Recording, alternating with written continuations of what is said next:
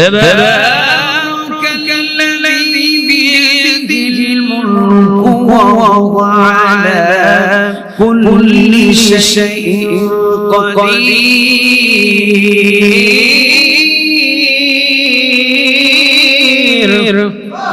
আল্লাহ রাব্বুল আলামিন বলেছেন তাবারাকাল্লাযী বিয়াদিহিল মুলকু ওয়া হুয়া আলা কুল্লি শাইইন কাদির। কথাটা তার বরকতময় হাজার হাজার তুব রাজত্বের মালিক যেহেতু আমি, বাদশাহ হারুন রশিদ রাজত্বের মালিক নয়, আমিরুল মুমিনিন হযরত ওমর রাদিয়াল্লাহু তাআলা তিনি রাজত্বের মালিক নয়, রাজত্বের মালিক শুধুমাত্র একজন আওয়াজ দিয়ে বলে নিতে রাজত্ব যার আইন কা বাদশাহ হারুন রশিদ আইন চালালেন।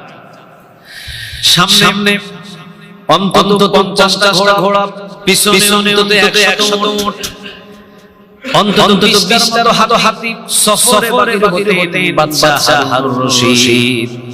বাদশাহ হারুন রশিদকে ডাক দিয়ে পাগল ছিলেন মাজনুন, নামটা হলো বাহালুল। কি ছিল নাম? বাহালুল। কি বলে কি বাহালুল। সে জীবনে নামাজ কাজা করত না, যার জীবনে নামাজ কাজা ছিল না, কিন্তু দুনিয়াটা তার কাছে তুচ্ছ ছিল। তিনি ছিঁড়া কাপড় ব্যবহার করতেন। তার বাসস্থান ছিল কবরস্থানে তিনি বসবাস করতেন। বাদশাহ হারুন রশিদ জিজ্ঞাসা করেছিলেন, বাহালুল তুমি কবরস্থানে কেন থাকো? তুমি ভাঙা কবর দেখেন মাঝে মাঝে ভেঙে যায়, দেখছেন আপনারা?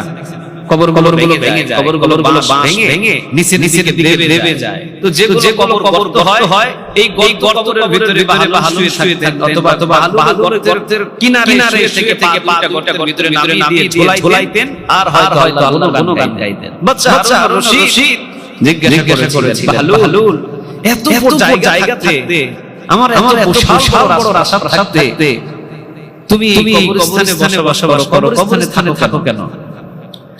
বাহালুল বললেন, বাদশাহ হারুন রশিদ আমি এমন প্রতিবেশীদের কাছে থাকি যে প্রতিবেশীরা জীবনে কাউকে কষ্ট দিতে পারে না। সুবহানাল্লাহ বলবেন না? আমি এমন প্রতিবেশীদের সাথে বসবাস করি যারা জীবনে কাউকে কষ্ট দেয় না, জীবনে কোনোদিন প্রতিবেশী কারো মনে আঘাত করে না। আমি এমন প্রতিবেশীদের সাথে বসবাস করি জীবনে কোনোদিন কোনো কাউকে বলে না। সুবহানাল্লাহ বলে। তোমার দুনিয়ার বেশি হিংসা করে, তোমার দুনিয়ার বেশি গালাগাল করে, তোমার দুনিয়ার বেশি চোখ রাঙিয়ে কথা বলে, তোমার দুনিয়ার বেশি মানুষদের দিকে তাকিয়ে অনেক ষড়যন্ত্র করে।